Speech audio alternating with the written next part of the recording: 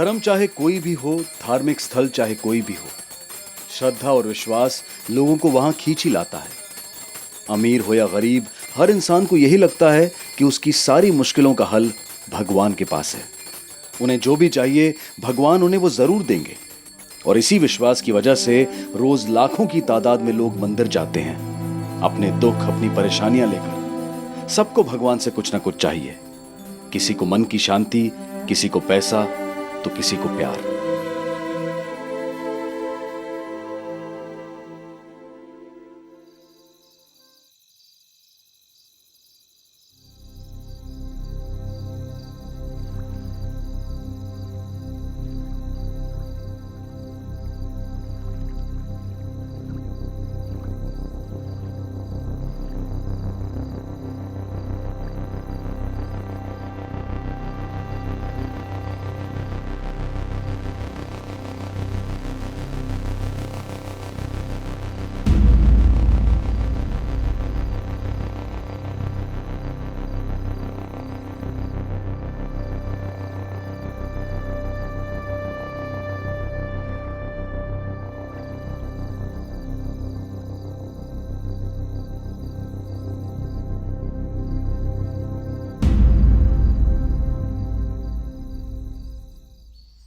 ओम कृष्णेन रजसा वर्तमानो निवेशयन्नमृतं मृतं च हिरण्येन सविता रथेन देवो याति भुवनानि पश्यन्। ओम जपाकुसुम संकाशं काश्यपेयं महादुतिम्। ओम जपाकुसुम संकाशं काश्यपेयं महादुतिम्।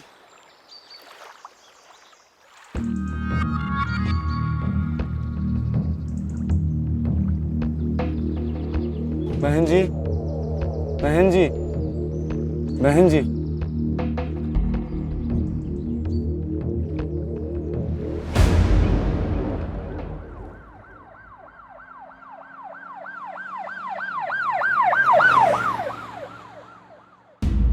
पारेख, इसके शरीर पे घाव के निशान तो हैं, लेकिन पुराने हैं। सर, कहीं ये आत्महत्या का केस तो नहीं? अब ये हत्या है या आत्महत्या, ये तो पोस्टमार्टम के बाद ही मालूम पड़ेगा। ध्यान से देखो इसको। इसने शादी का जोड़ा तो पहना है, लेकिन इसके शरीर पर कोई भी जेवरात नहीं है। यहाँ तक कि इसके गले में मंगलसूत्र भी नहीं है। मतलब किसी ने गहनों के लिए मारा है इसे? शायद।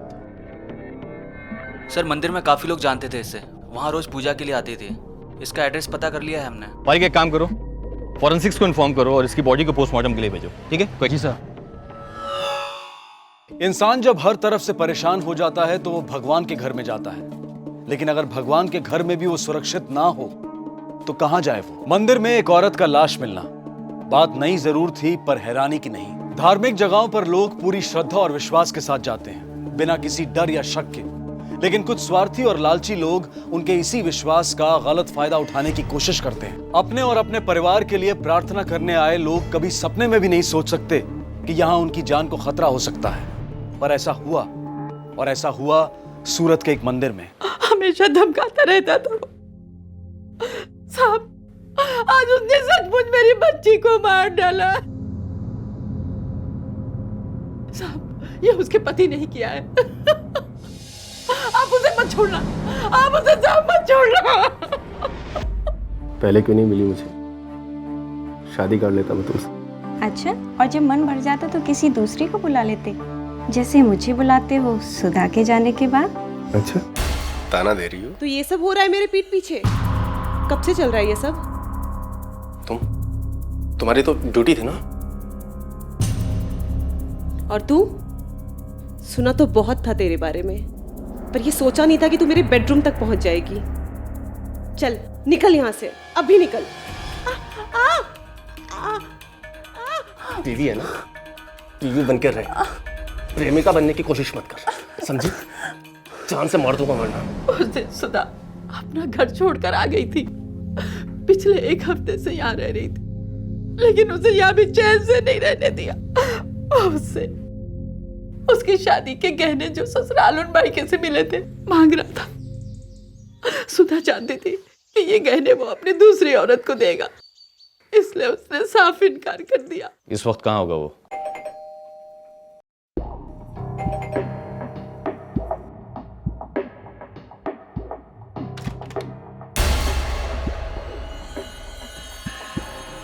अखिल शाह, जी। सुधा तेरी पत्नी थी? थी नहीं, है साहब। तलाक नहीं हुआ हमारा अब तक। मर चुकी है वो। क्या? कैसे मारा तूने उसको? बोल बोल। ए, रुक रुक।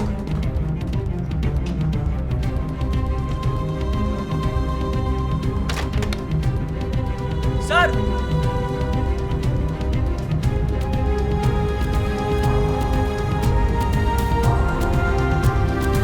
ए, रुक।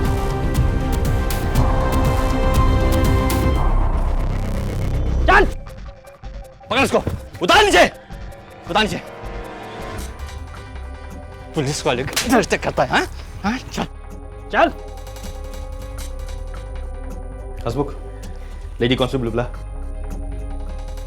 कपड़े पहन, पहन जल्दी।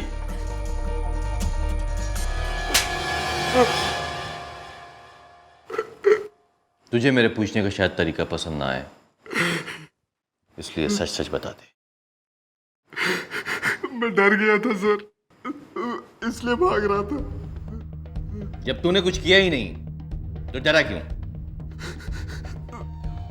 2 दिन पहले उसने मुझे कहा था सर, वो कुछ ऐसा करने वाली है जिससे मेरी अकल दिखाने आ जाएगी।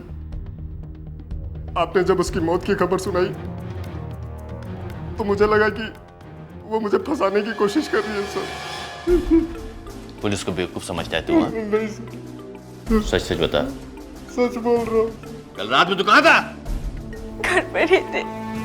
मेरा यकीन मानो, हम दोनों कल रात को घर पर ही थे। ज्वेलरी कहाँ है?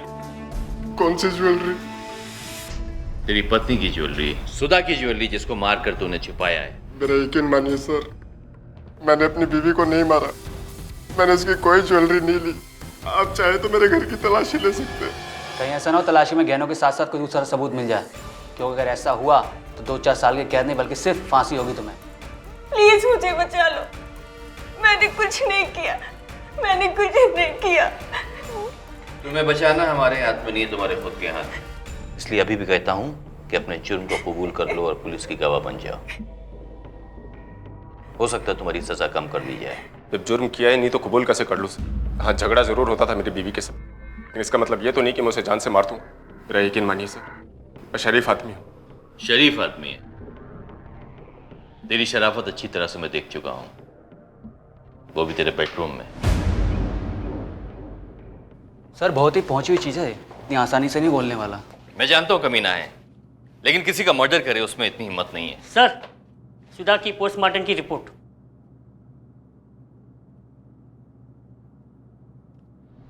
Cause of death potassium cyanide. Cyanide? Sir ये तो बड़ी मुश्किल से मिलने वाला जहर है, इन दोनों के पास कहां से आया होगा? हो सकता है इन दोनों ने कत्ल नहीं किया हो, किसी प्रोफेशनल किलर से करवाया हो, लेकिन पारिक हम बगैर सबूत के किसी को लॉकअप में नहीं रख सकते हैं। जाने दो उन दोनों को, लेकिन उन पर नजर रखो। वो कहाँ जाते हैं, किससे मिलते हैं, उनके फोन और बैंक के रिकॉर्ड्स पर नजर रखो। पिछले 1 हफ्तों में इन्होंने किसी क्रिमिनल से बात किया या फिर इनके अकाउंट से कोई हैवी अमाउंट निकाला गया है। इस तरह की अगर तुमको इन्फॉर्मेशन मिलती है, inform me. Okay? Yes sir. Police का सीधा शक सुधा के पति पर गया, क्योंकि उसके कला नाम की औरत के साथ नाजायज संबंध। पुलिस ने 6 महीने तक सुधा के पति और कला पर नजर रखी, लेकिन पुलिस को उन दोनों के खिलाफ कोई सबूत नहीं मिला। अब तक पुलिस इसे एक साधारण हत्या का केस मानकर चल रही थी, लेकिन अचानक एक दिन अखबार में एक ऐसी खबर छपी जिसने पुलिस का इस केस को लेकर नजरिया ही बदल कर रख दिया। 6 महीने के बाद अचानक पुलिस को इस केस में नई दिशा मिली और यह केस पुलिस की सोच से कहीं ज्यादा पेचीदा और भयानक निकला।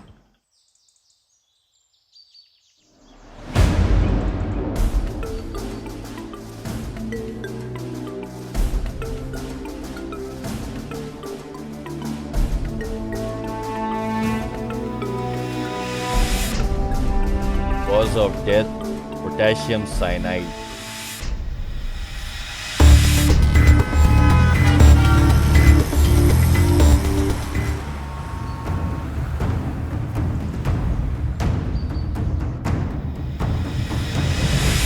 ससुराल वालों के दबाव में आकर इस बेचारे ने आत्महत्या कर ली सर।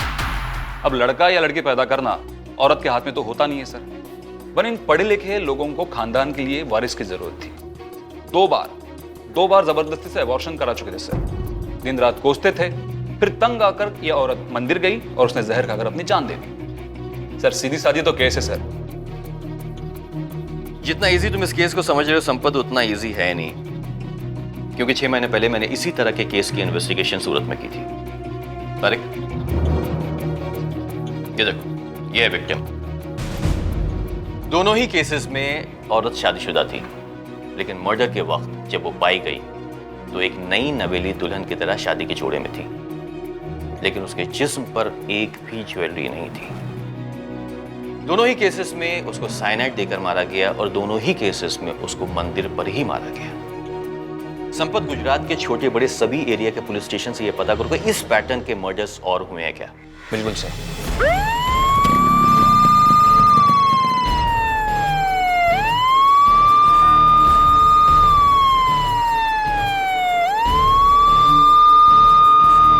पुलिस का शक बिल्कुल सही निकला। 2004 से लेकर 2013 तक भरूच, दाहोद और नर्मदा में कुछ और ऐसे ही केसेस सामने आए और हर केस में मरने वाली औरत शादीशुदा थी और मरने की वजह साइनाइड। 3 सालों में 4 मर्डर्स। और सब मर्डर्स का पैटर्न भी सेम है। मंदिर के पास औरत की लाश का मिलना, वो भी शादी के जोड़े में, और मौत की वजह साइनाइड। और सभी के शरीर से ज्वेलरी गायब। Yes sir. संपत, मुझे ये एक सीरियल किलिंग लगती है। किलर विक्टिम को लेकर मंदिर आता है, उसके बाद में उसकी हत्या करता है, बाद में सारी ज्वेलरी निकाल के महीनों के लिए गायब हो जाता है। पर सर सवाल यह है कि क्यों ये औरतें उसके कहने पे पूरी ज्वेलरी पहन के आती होंगी? वो भी अकेली।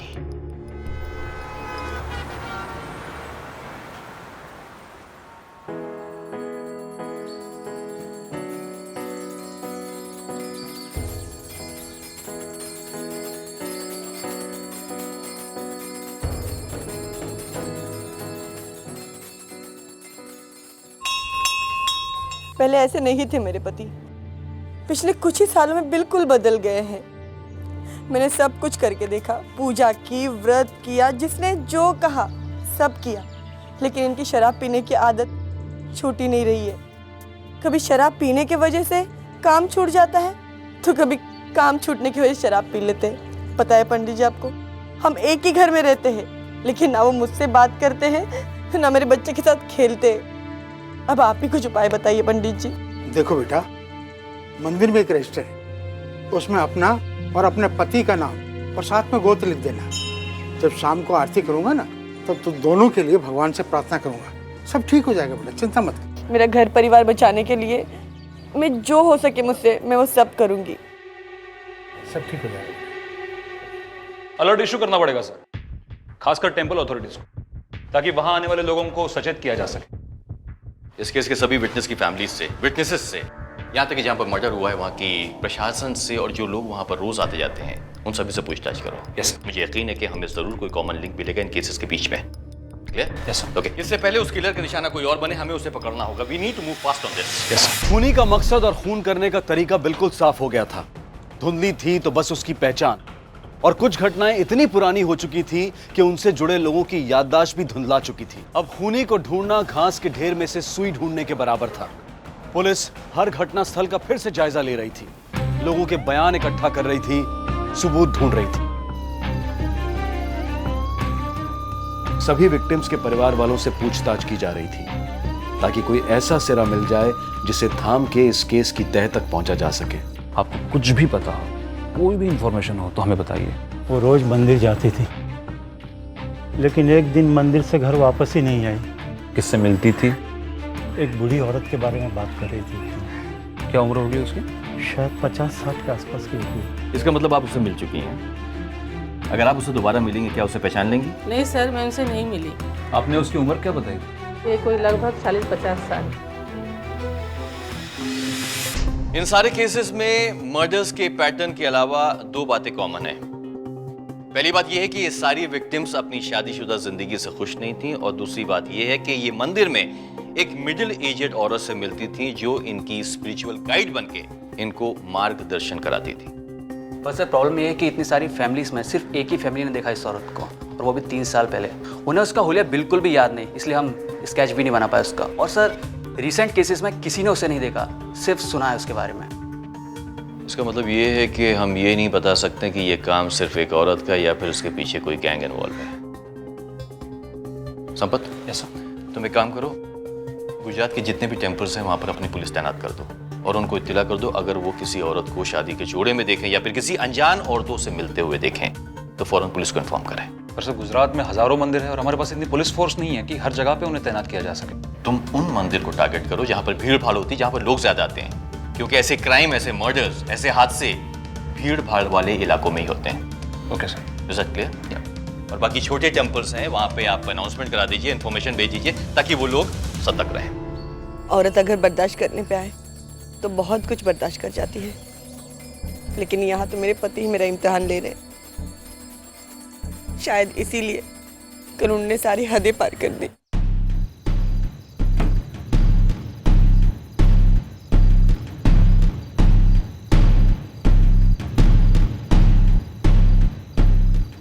खाना गरम करो। देखिए जरा आराम से बात कीजिए, अभी अभी नैना सोई है। अड़ोस पड़ोस वाले सारे हमारी बातें सुनते रहते हैं। तुम मेरे को सिखाएगी कि मुझे मेरे घर में कैसी बात करनी है? तुम सिखाओगी? अच्छा, अब मेरे पास आने से भी तुम्हें तकलीफ होने लगी। बहुत छूट दे रखी है ना मैंने तुझे, हाँ? या कोई और ढूंढ लिया तूने? जोर दिखा, अब दिखा दिखा।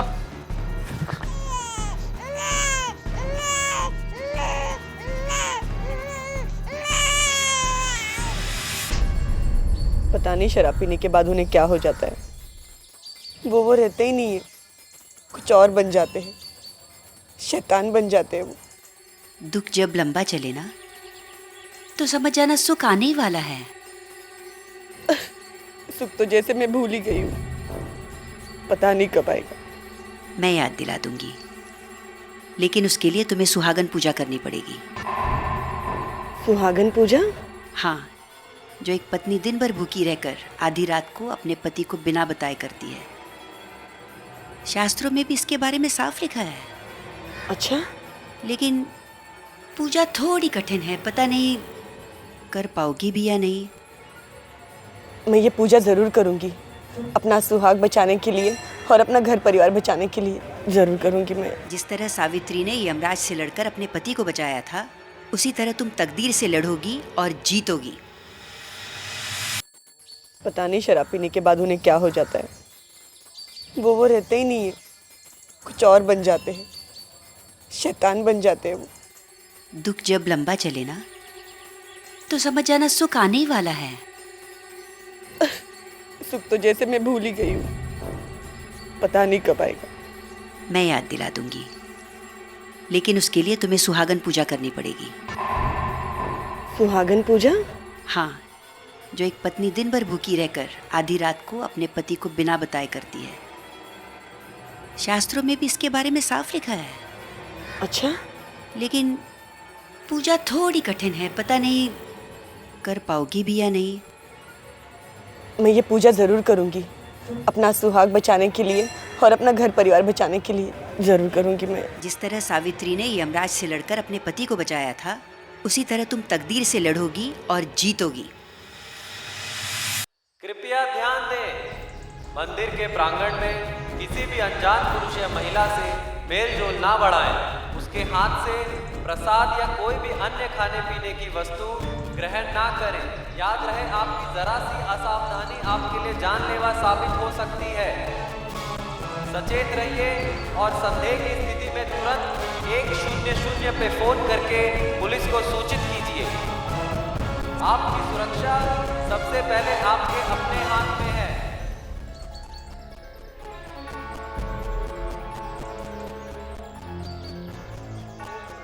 इतने सारे गहने पहनकर मंदिर में क्यों आई है? आपके साथ कोई भी वारदात हो सकती है। वो मैं लेकिन याद रहे, अगर इस पूजा के बारे में तुमने किसी को बताया तो तुम्हारी पूजा असफल हो जाएगी। नहीं, मैं इस पूजा के बारे में किसी को नहीं बताऊंगी, कभी नहीं बताऊंगी। यहाँ आप अकेली आई हैं या आपके साथ कोई और है? मेरे साथ मेरे पति आए हैं, प्रसाद लाने गए हैं, इसलिए मैं शादी के जोड़े और पूरे गहनों के साथ आई हूँ। अच्छा ठीक है, लेकिन थोड़ा सतर्क रहिए। हाँ।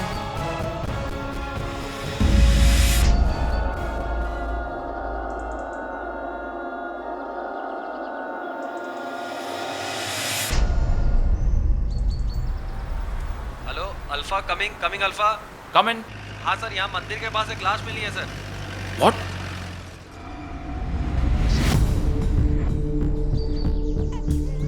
पीछे हटो, पीछे हटो तुम लोग, पीछे पीछे हटे।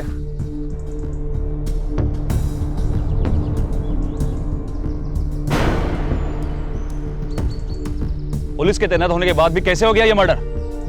किसकी ड्यूटी थी यहाँ पे? सर, इतने सारे गहने देखने के बाद मैंने इन्हें वार्न किया, लेकिन इन्होंने कहा था ये अपने पति के साथ आई है। पति के साथ? सर, हो सकता है पति के बारे में इसने झूठ कहा, लेकिन जिस किसी ने इसका कत्ल किया है उसने उस लड़की को पूरी तरह से अपने वश में कर लिया था। Full confidence. आप सही कह रहे हैं इंस्पेक्टर, मैं इस औरत को अच्छी तरह जानता हूँ। कई सालों से यह औरत मंदिर में अकेले आती थी, पर कुछ दिन पहले एक अनजान औरत से बातें कर रही थी।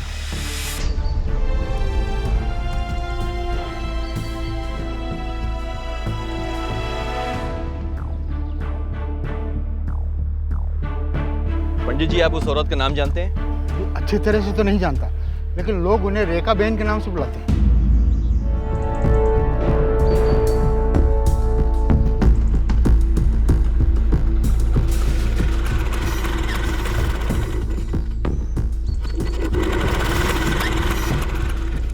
रेखा, क्या आप हमारे स्केच आर्टिस्ट को उसका हुलिया बता पाएंगे? मैं पूरी कोशिश करूंगा इंस्पेक्टर। विश्वास जब सोचने और समझने की शक्ति खो दे तो वो अंधविश्वास बन जाता है, और इसी अंधविश्वास का फायदा उठाते हैं रेखा जैसे क्रिमिनल्स। पुलिस अपना काम बखूबी कर रही थी, लोगों को सचेत और सतर्क रखने की पूरी कोशिश की जा रही थी, लेकिन कनिका का उस पर ध्यान था ही नहीं। वो तो अपनी ही परेशानियों में इतनी उलझी हुई थी कि उसे कुछ दिखाई ही नहीं दे रहा था। वैसे भी हम सबको यही लगता है कि जुर्म तो दूसरों के साथ होता है, हमारे साथ ऐसा थोड़ी होगा, और हमारी यही लापरवाही जुर्म करने वालों का काम आसान कर देती है। अच्छी बात यह हुई कि उस मंदिर के पुजारी ने समझदारी दिखाई और उसके आसपास जो हो रहा था उस पर ध्यान दिया, और उसी की वजह से आखिरकार पुलिस के हाथ में रेखा का स्केच आया। सर, ये स्केच सर्कुलेट कर दें टीवी में और प्रेस में भी? नहीं संपत, अभी नहीं, क्योंकि मैं नहीं चाहता कि वो औरत सतर्क हो या फिर अंडरग्राउंड हो जाए। तुम एक काम करो, स्केच को पुलिस डिपार्टमेंट में ही सर्कुलेट करो, ठीक है? राइट।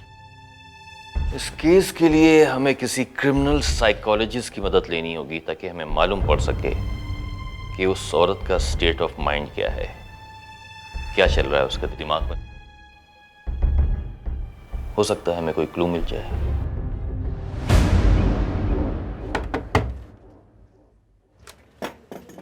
अरे माँ, बड़े दिन लगा दिए। एक मिनट, ये भी दो। नहीं, ये नहीं, ठीक है। अच्छा है। बिट्टू, ए बाबू, अच्छा बता, तुझे नानी की याद आई? आई? कितनी याद आई बता? ओह इतनी याद आई, मुझे भी तेरी बहुत याद आई, बहुत याद आई। तो क्यों करती हो ये सब माँ? क्या जरूरत है यहाँ वहाँ जाकर जागरण में कीर्तन करने की? अरे ये सब पैसे के लिए थोड़ी ही ना करती हूँ मैं। अगर पैसे की चिंता होती तो वो मोटा भाई का काम क्यों छोड़ती? मुझे इससे मन की शांति मिलती है। अच्छा लगता है मुझे भगवान के कदमों में रहना, उनके गीत गाना, और अगर मन की शांति के साथ पैसा मिले तो क्या बुरा है? हाँ, बुराई वाली बात नहीं है माँ, पर तुम्हारी उम्र है क्या ये सब करने की? अरे जब तक हाथ पैर चल रहे हैं मुझे काम करने दे, फिर तो आराम ही करना है ना? अच्छा सुनो, तुम अभी ये खा लो। चल अपन खाते हैं, आजा। खाएगा? इंटरेस्टिंग फैक्ट ये है, कई सारे केसेस में जहां विक्टिम ने चांदी के गहने पहने, जैसे कि टोरिंग, पायल, इस औरत ने उन्हें छुआ भी नहीं है। आई थिंक गोल्ड के लिए अजीब सी फिक्सेशन है इस औरत में। हो सकता है गोल्ड को पाने की इच्छा या लालच इसे सारे मर्डर्स करवा रहा हो।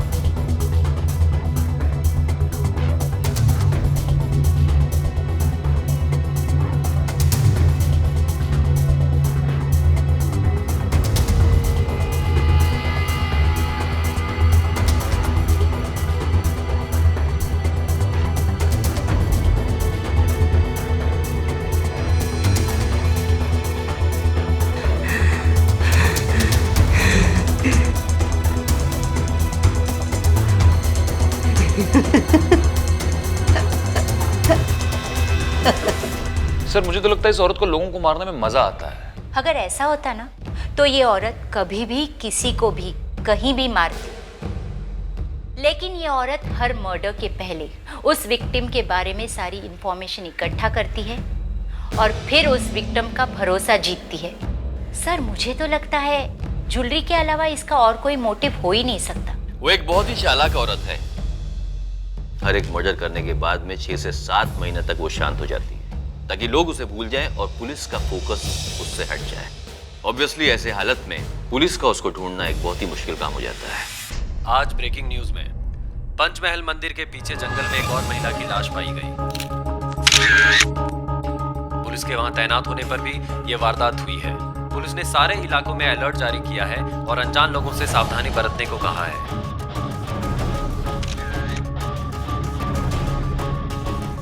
बताओ, आजकल मंदिरों में भी इंसान सेफ नहीं है, इसलिए आपको समझाती रहती हूँ, भीड़ भाड़ वाली जगहों में तो जाने का जैसे जमाना ही नहीं रहा है। अब नहीं जाऊंगी, बस खुश।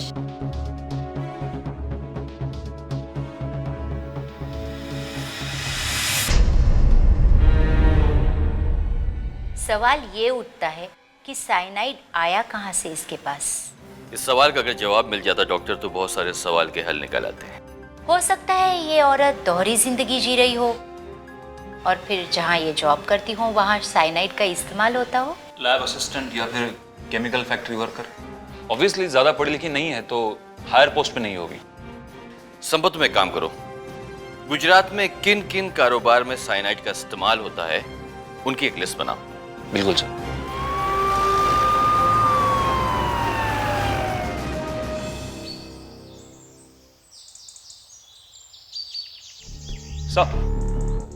सर लिस्ट उन बिजनेस की जहां पे साइनाइड यूज होता है या फिर बेचा जाता है। सर लिस्ट इतनी लंबी है कि इस हिसाब से सालों लग जाएंगे इंक्वायरी करने के लिए। कहीं ना कहीं से तो शुरुआत करनी पड़ेगी संपत। वैसे भी औरत मर्डर करने के बाद 6 से 7 महीने तक अंडरग्राउंड हो चुकी है। बेहतर तो यही होगा कि उसके अगले मूव का इंतजार करने के बजाय हम उस तक पहुंचने की कोशिश करें। पर सर कहां से शुरू करेंगे? वहीं जहां उसने आखिरी मर्डर किया था, पंचमहल। पंचमहल। अरे अरे अरे रेखा बेन, तुम कब आई? अरे इस बार तो काफी दिनों के बाद आई हो। जी मोटा भाई, वो क्या है ना, भगवान के कदमों में एक बार दिल लग जाता है तो आने का मन ही नहीं करता। आभा ठीक से काम कर रही है ना? हाँ हाँ, तुम्हारी तरह। अरे माँ, तुम यहाँ? तुम्हारे लिए गरम गरम खाना लाई थी। आजा, बैठ। अरे माँ, कितनी बार तुमसे कहा है कि यहाँ केमिकल है, यही ना? अरे बाबा, वो केमिकल क्या बोतल से निकल कर तेरी प्लेट में आ जाएगा? माँ, तुम्हें पता है साइनाइड कितना ज्यादा डेंजरस होता है, अगर गलती से भी हाथ लग गया तो? अरे बाबा, बरसों काम किया है मैंने यहाँ। खाना ठंडा हो जाएगा, जा हाथ मुंह धो के आ। अरे जा।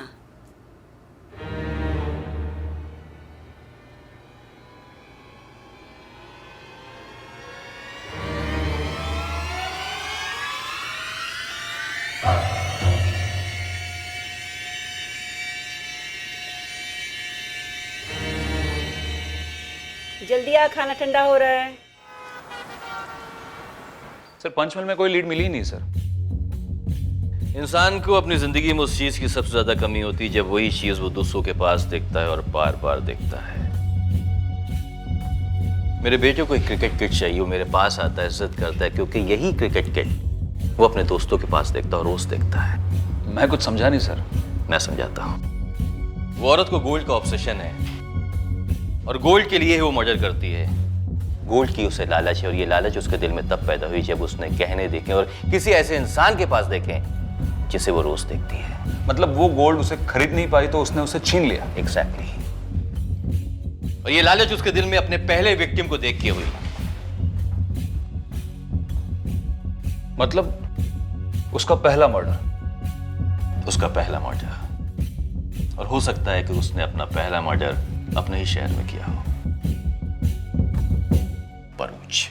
एक बात तो बिल्कुल साफ थी कि वो औरत भरूच की रहने वाली थी और पुलिस ने भरूच का चप्पा चप्पा छान मारा, खासकर उन जगहों पर जहां पर साइनाइड का इस्तेमाल होता है, जैसे कि chemical industries, jewellers, paper factories और टेक्सटाइल मिल्स। रेखा का स्केच सब जगह दिखाया गया। 2 महीने से ज्यादा हो चुके थे पुलिस को भरूच में रेखा की तलाश करते हुए, लेकिन रेखा की कोई खबर नहीं मिल रही थी। पर फिर भी पुलिस ने हार नहीं मानी और अपने नेटवर्क को और फैला दिया।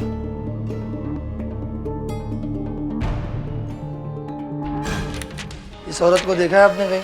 पर आखिरकार पुलिस को रेखा मिल गई। गौर से देखिए।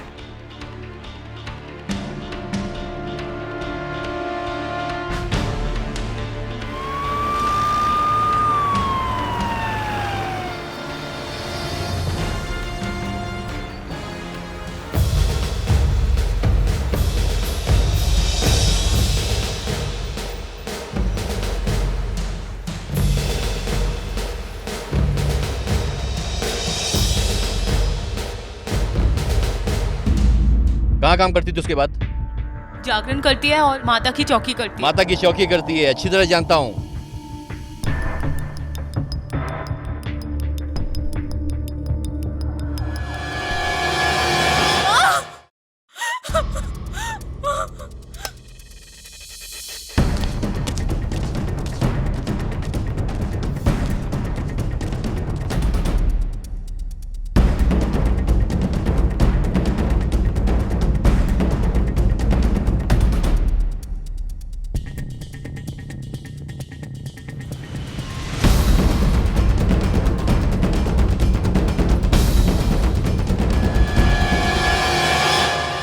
सर ये इयरिंग मिली है। इयरिंग तुम्हारी है? नहीं सर, मैंने ये कभी नहीं देखा। ध्यान से देखो। सच में सर ये मेरी नहीं है।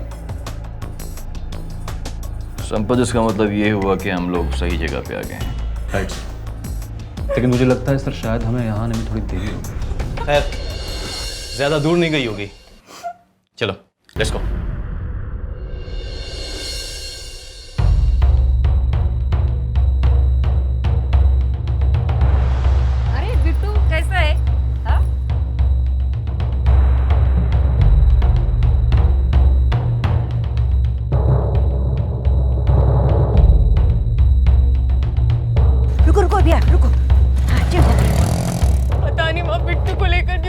कितनी उम्र थी उसकी? 5 साल। मिल जाएगी जल्दी। Sampat, yes sir. Control room का अलर्ट करो, हर व्हीकल चेक करो। इस बार बचनी नहीं चाहिए वो। मौसी, हेलो। मौसी, कंट्रोल रूम। आपने बिट्टू को कहीं देखा? अभी लेके गई कहाँ? हूँ। अभी गई हूँ। क्या हुआ? पुलिस क्यों आई?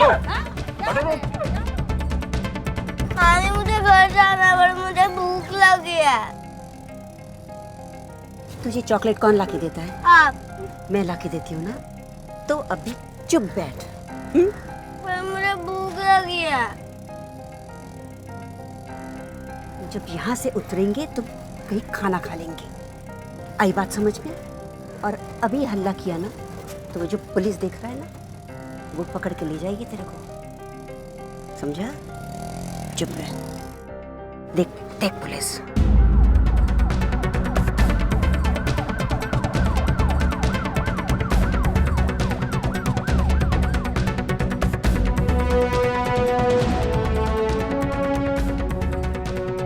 नानी भूख लगी है। चल बेटा, यहीं उतर जाते हैं। लगता है यहाँ देर हो जाएगी। मम्मी राह देख रही होगी ना। हाँ भैया ले लो। अच्छा चल, जल्दी आ।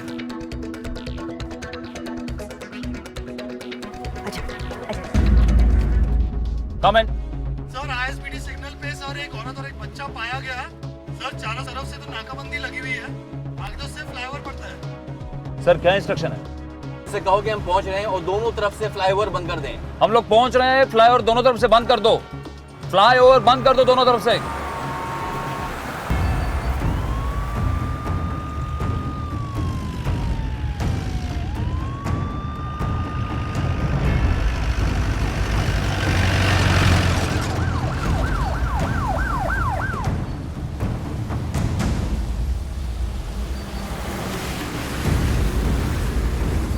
देखो मैंने कहा रुक जाओ, रुक जाओ। पास बताना, नहीं तो तुम्हारे भागने से कोई फायदा नहीं है। पास बताना वरना मैं फेंक दूंगी इसको। पास बताना वरना मैं फेंक दूंगी इसको। तो मेरी बात सुनो। घंटे दिमाग से काम लो। अगर बिट्टू को कुछ हो गया तो तुम्हें फांसी के तख्ते पे चढ़ा दिया जाएगा। माँ मुझे मेरा बच्चा वापस कर दो माँ। बोलो उनको मुझे जाने दे, बोलो उनको मुझे जाने दे, नहीं तो मैं फेंकूंगी इसको। माँ ये बिट्टू से भी ज्यादा है तुम्हारे लिए पैसा और सोना। और क्यों मारा तुमने इतने लोगों को? किसके लिए चाहिए हमें ये पैसा?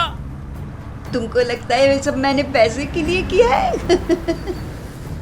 अरे उन गहनों को तो मैंने छुआ तक नहीं, सबको संभाल के रखा हुआ है।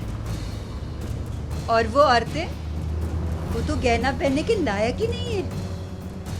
सोना सिर्फ उसके पास होना चाहिए जिसे सोने से प्यार हो, उसको सोने की कदर मालूम हो। माँ, मोटा भाई के यहाँ मैं दिन भर काम करती थी, सोने के बीज रहती थी, लेकिन मुझे कुछ नहीं दिया। लोग आते थे और सोना खरीद के ले जाते थे। वो खुशी मैं चाहती थी जो भगवान ने मुझे नहीं दिया ना, वो मैंने उसके मंदिर में हासिल किया। मैं मंदिर में जाती और ढूंढती उन औरतों को जिनके पास सोना तो था पर सुख नहीं था।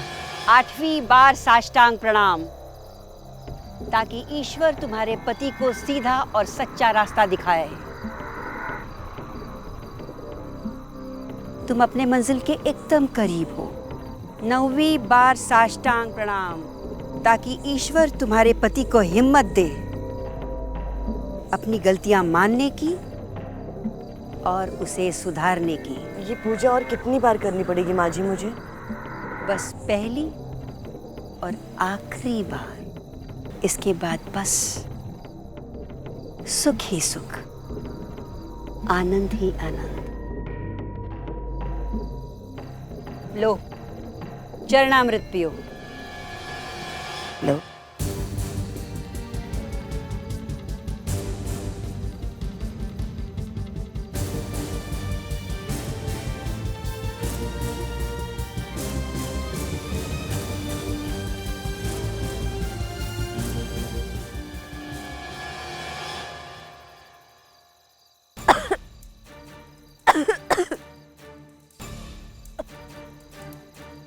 माँ जी,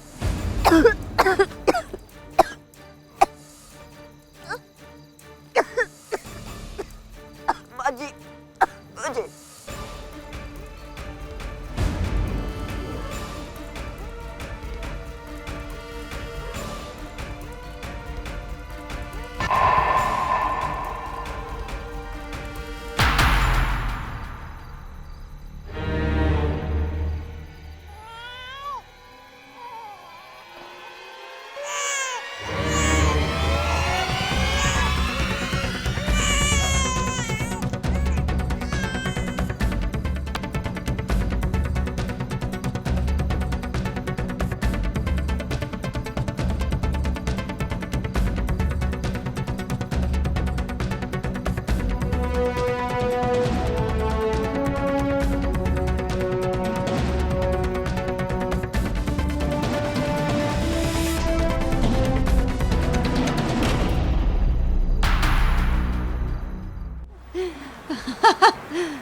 बहुत गुस्सा आता था मुझे।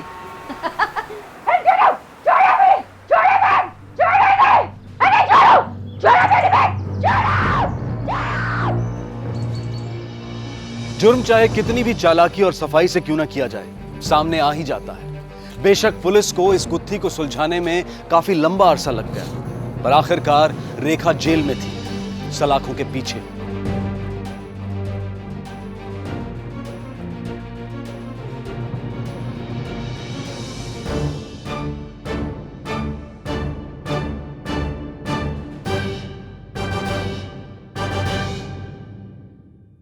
रेखा पर 6 हत्याओं के आरोप में धारा 302 के तहत केस दर्ज किया गया और उसे फांसी की सजा सुनाई गई। हालांकि बाद में रेखा की अपील पर फास्ट ट्रैक कोर्ट ने इस सजा को उम्र कैद में तब्दील कर दिया। ये हम सभी जानते हैं कि जुर्म करने वाले हर इंसान का एक ना एक दिन यही अंजाम होता है, लेकिन लालच इंसान को इतना अंधा बना देता है कि वो उस अंजाम की परवाह ही नहीं करता। लालच किसी जुनून से कम नहीं, और रेखा के जुनून ने उस वक्त सारी हदें पार कर दी जब उसने अपने आप को बचाने के लिए अपने ही नाती की जिंदगी को खतरे में डाल दिया। रेखा ने पुलिस कस्टडी में कबूल किया कि उसे बचपन से ही सोने के गहनों से प्यार था, लेकिन उसके घर की हालत ऐसी नहीं थी कि वो उन्हें खरीद सके। इसलिए उसने एक सुनार की दुकान में काम करना शुरू कर दिया ताकि वो सोने के गहनों को देख सके, छू सके। लेकिन जब कोई पसंदीदा चीज हमारे सामने होती है तो उसे पाने की लालसा मन में और बढ़ जाती है। और रेखा के साथ भी यही हुआ।